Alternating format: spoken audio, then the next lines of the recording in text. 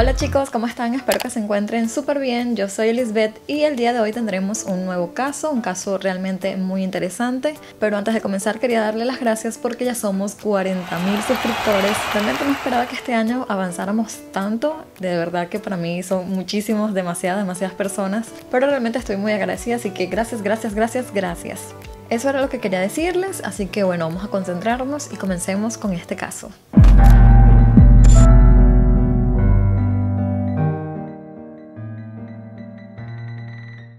Hoy vamos a hablar sobre Jeannie Wiley. Es una niña que a los 13 años fue encontrada en un estado físico realmente muy delicado. Pero para poder entender la historia de esta niña debemos hablar primero que nada de su núcleo familiar, cómo estaba compuesto y qué fue lo que llevó a esta familia a tener a esta niña en esas condiciones tan críticas. Los padres de esta niña son Clark Wiley e Irene. Además, tenían un hijo mayor llamado John. Clark Wiley nació el 29 de marzo de 1901 en Oregon. Realmente no tenemos mucha información como para dar claramente una descripción sobre los padres de Jeannie.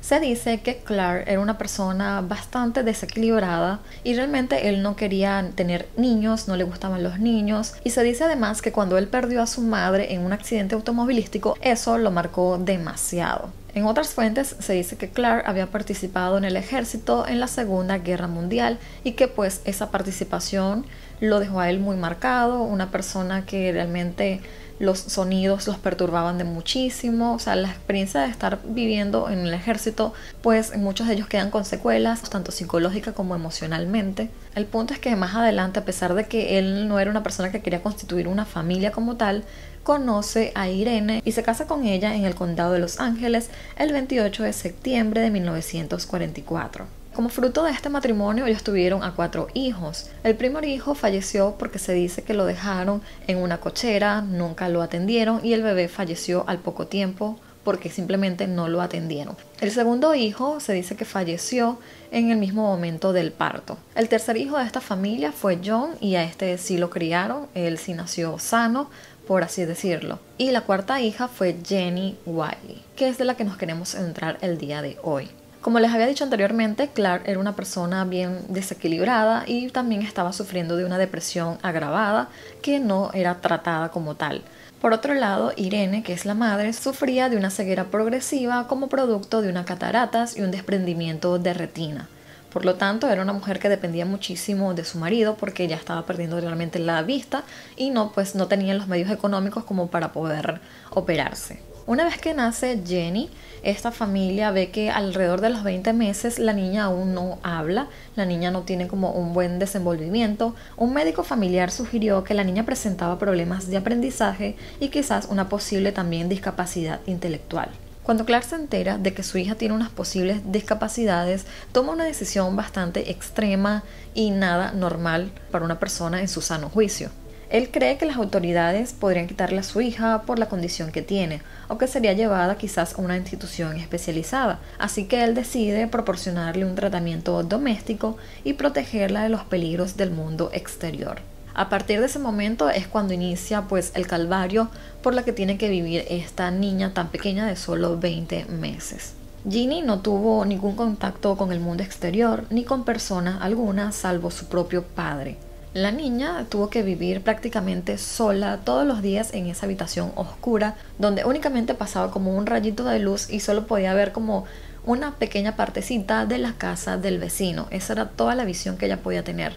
El padre además la había atado a una silla urinal durante todo el día. O sea, ella pasaba todo el día atadita allí y si quería orinar, pues lo hacía allí mismo. Cuando llegaba la noche, este hombre la metía en una bolsa de dormir y la metía en una especie de cuna, pero que estaba construida entre madera y alambres. Y ahí la encerraba. La niña tenía prohibido totalmente hacer cualquier tipo de ruido. Si ella hablaba o intentaba hacer algún gemido, algún ruido, el padre le empezaba a gritar, la castigaba, la regañaba y en ocasiones la empezaba a ladrar como si fuese un perro rabioso y eso la asustaba muchísimo. A la niña jamás se le enseñó a ir al baño, casi siempre estaba o con pañales o sentada en la silla urinal. Tampoco se le enseñó a comer, por lo tanto toda su alimentación hasta los 13 años fue con huevos hervidos, cereales para bebé, o sea, puras comidas de bebé y todas con las manos. Su habitación era un cuarto sellado sin ningún adorno en las paredes. No tenía acceso a radio, televisión ni a ningún material didáctico. Lo único de lo que disponía era de algunos envases de queso o un par de impermeables de plástico, estambre o revistas viejas. Las palabras que llegaba a decir esta niña realmente eran muy primitivas o casi escasas. Es decir, las únicas que se le podían llegar a escuchar era como que no, basta, y eran las mismas palabras que su padre la repetía a ella, entonces era como que lo único que sabía decir.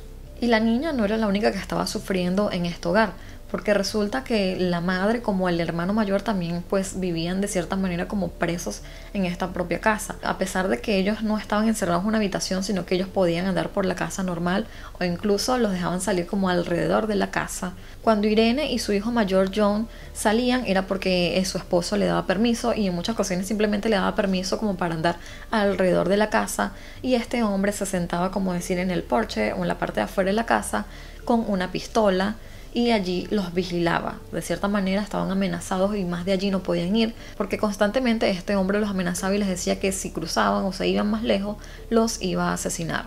Y como ya les había dicho, Irene era una mujer que dependía muchísimo de su marido, se estaba quedando completamente ciega y realmente estaba muy dominada por este hombre.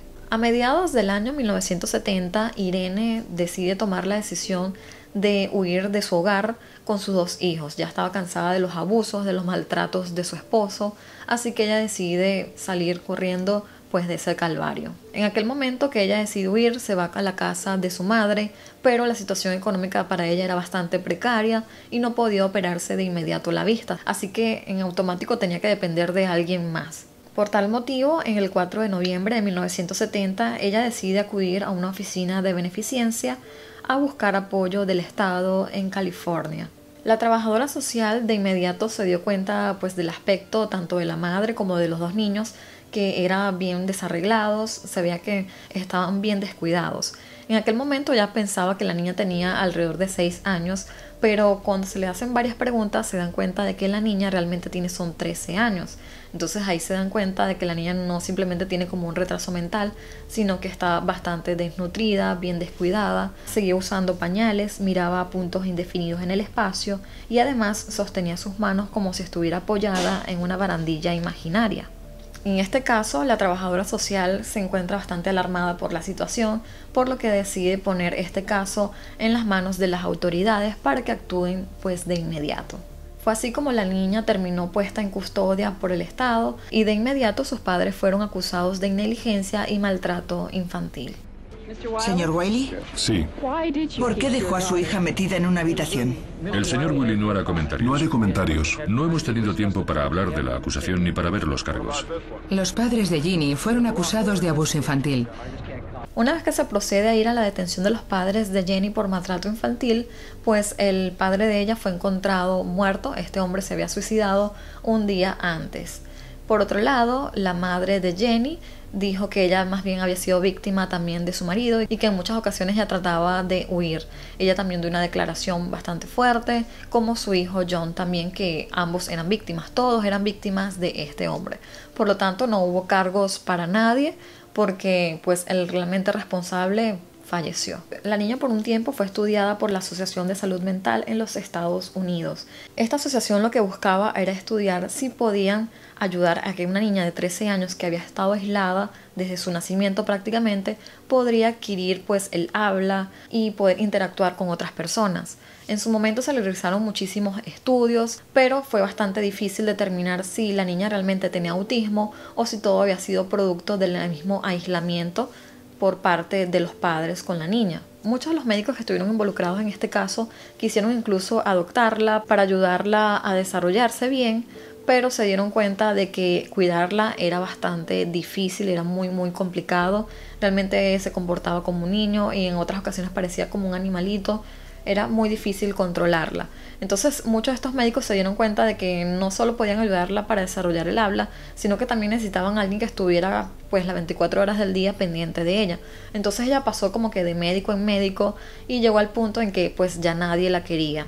Susie Curtis era una joven lingüista cuando consiguió el trabajo de cuidar a Ginny 5 días a la semana. Era difícil estar con ella. No sabía tragar muy bien, así que salivaba y escupía, por lo que yo llegaba a mi casa empapada de saliva. Había muchas cosas que eran muy difíciles y desagradables, y sin embargo ella era verdaderamente encantadora. Por otro lado, la Asociación Salud Mental de los Estados Unidos consideró que el mérito científico de los años de estudio en esta niña eran bastante dudosos y que estaba gastándose mucho dinero innecesario. Por tal motivo, en 1974 el presupuesto para Ginny fue suspendido. A pesar de que la niña sí había avanzado un poco, construyendo un poco más de frases en su habla y adquiriendo más palabras, esto todo se retrocedió porque constantemente la niña pasaba como de un hogar a otro e incluso la llegaron a adoptar en un sitio donde se presume que la maltrataron tanto que esta niña pues tuvo una regresión, volvió a estar como estaba antes, la niña ya no quería hablar, incluso no quería ni siquiera comer. El hecho de que ella estuviera en distintos hogares ayudó a que ella no siguiera avanzando, pero realmente en cuanto al estudio científico fue muy difícil determinar si la niña realmente era autista o no.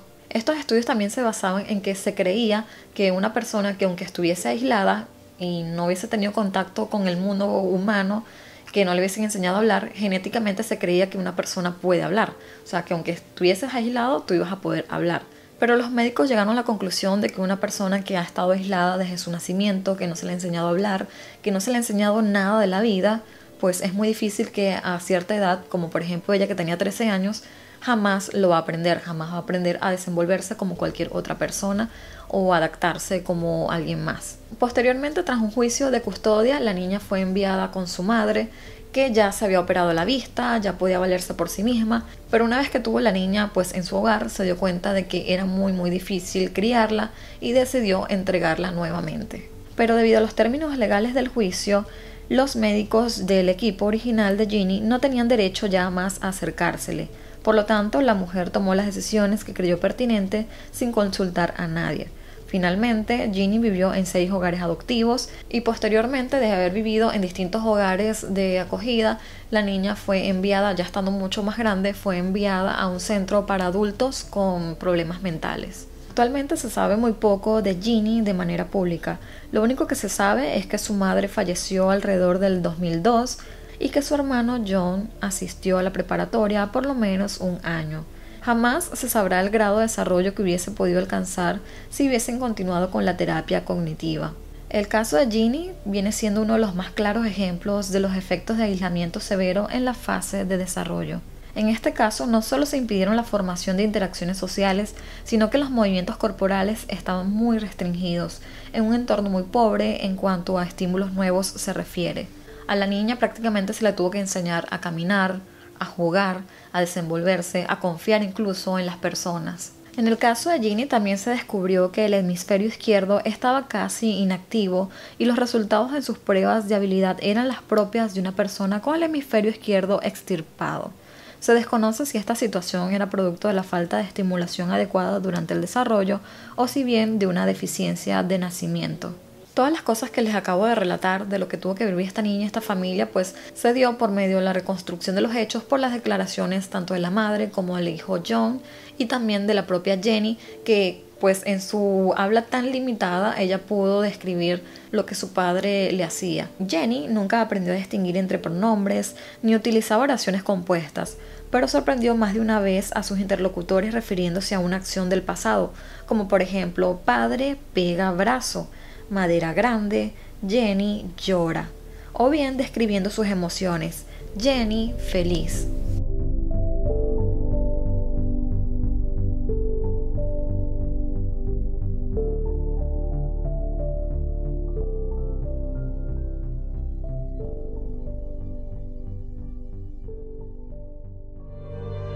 This is the true story of Katie Standen, the girl they call the Wild Child, locked in a world alone. He's gonna kill me, you know that, right? I'm as good as dead. Just have to tell him you don't know where we're at. You woke up when we were both gone. Who's that with you? It is a journey. Realmente este caso conmueve muchísimo porque uno espera que los padres sean pues los principales protectores, uno espera que el seno familiar sea el refugio de los niños, de los hijos, pero me da mucha tristeza que hoy en día existan tantos hogares disfuncionales, tantas personas que traen al mundo hijos y ni siquiera saben cómo cuidarlos, cómo dejan aflorar su parte tan malvada. Y esta es una realidad que estamos viviendo, no solo en este caso que pasó hace mucho tiempo, sino que hoy en día hay muchas personas que constituyen un hogar, que deciden casarse, tener hijos y no son capaces ni siquiera de brindarles amor. Y bueno chicos, así finaliza el caso del día de hoy. Me gustaría saber qué piensan ustedes con respecto a este tema. Comenten aquí abajito en los comentarios qué les ha parecido, si ya lo habían escuchado o qué opinan con respecto a este tema. Si todavía no te has suscrito a mi canal, pues te invito a que lo hagas, a que te suscribas y que formes parte de esta familia, activando también la campanita de notificación para que cada vez que yo suba un nuevo video tú seas el primero en verlo. No dudes además de seguirme en todas mis redes sociales, que te las voy a estar dejando por acá abajito para que vayas y me sigas y estemos en un mayor contacto, así ustedes me conocen más a mí y yo a ustedes. Y sin más nada que decir, yo me despido, los quiero muchísimo, nos vemos en un próximo video. Bye bye.